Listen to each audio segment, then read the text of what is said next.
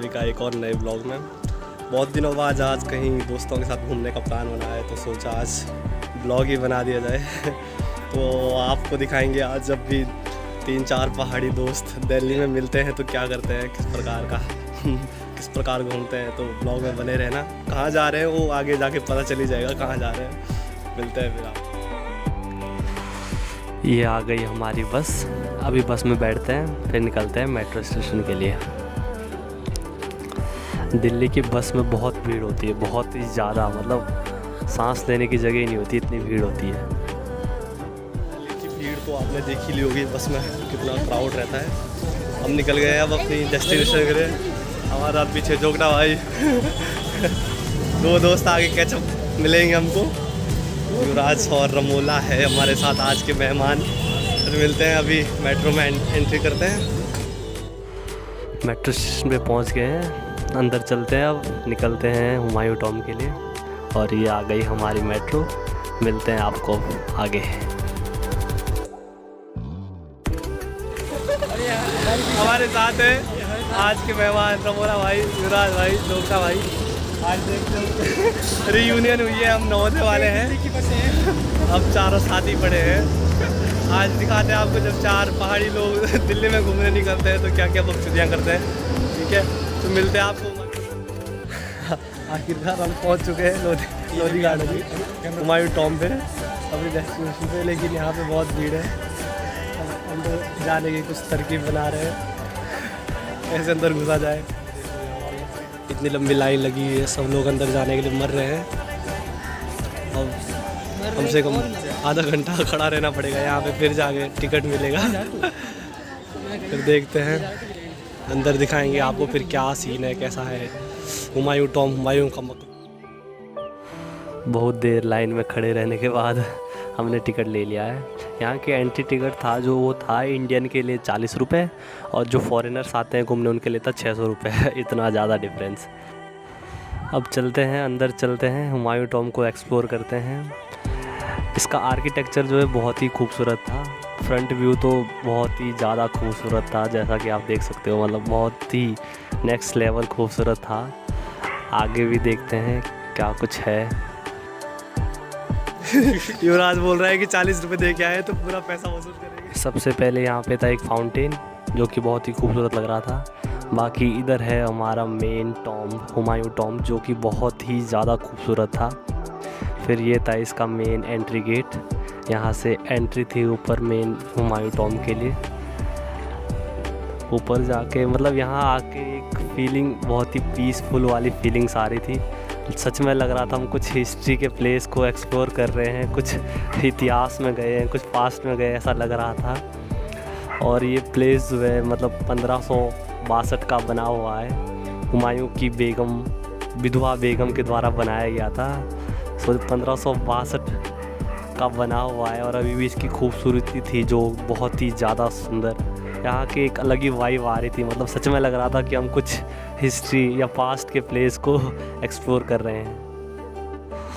इसकी जो आर्किटेक्चरल शैली थी वो वही चारबाग वाली थी, जो कि ताजमहल में देखने को भी मिलती है। मीन्स इसके आर्किटेक्चर को देख के ही ताजमहल का भी निर्माण हुआ था, जो कि बहुत ही इंटरेस्टिंग फैक्ट है। मीन्स पहले ये बना था, फिर इसी को उसको ध्यान में रख के ताजमहल का निर्माण हुआ था। बहुत कमाल के होते थे। देखो 4-5 साल पहले के बनाया हुआ है, आपको पता है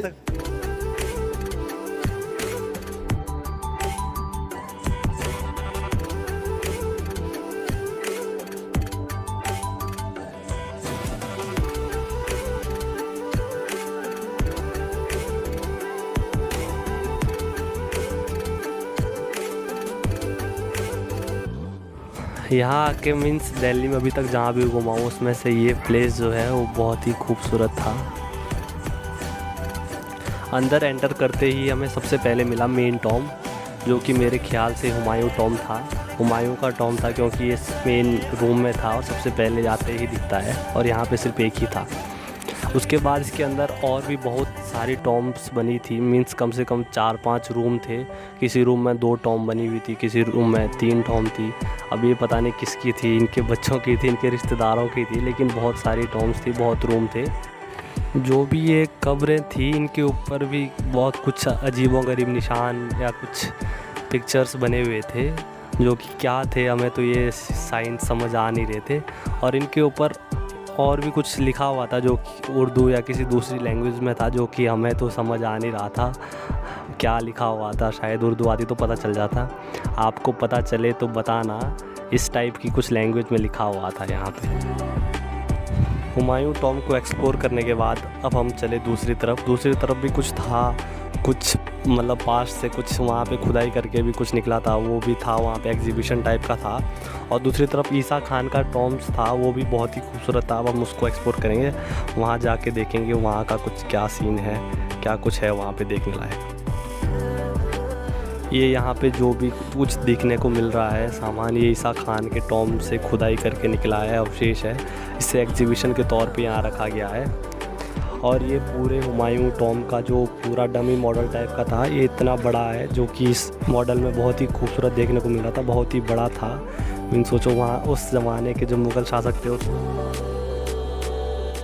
अब हम चले दूसरी तरफ भी एक मकबरा था, ईसा खान का मकबरा, ईसा खान टॉम्ब। अब हम चले उसको एक्सप्लोर करने।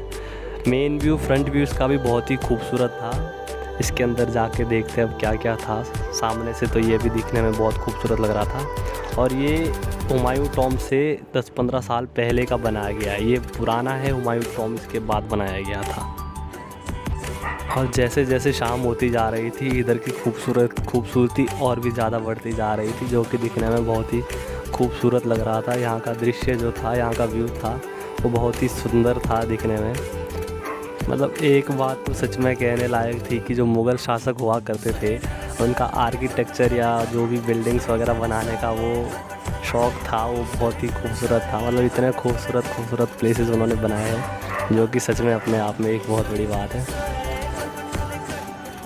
फिर अब हम गए ईसा खान के मकबरे के अंदर।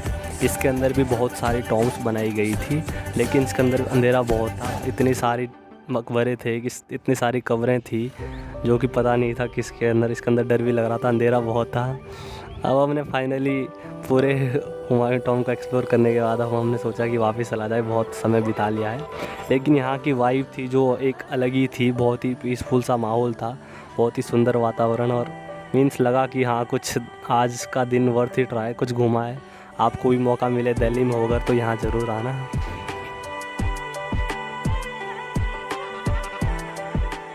ठीक है दोस्तों, आज के लिए बहुत है इतना। हमने काफ़ी एक्सप्लोर कर लिया है हुमायूं टॉम्ब को। मिलते हैं फिर एक और किसी नई इंटरेस्टिंग वीडियो के साथ।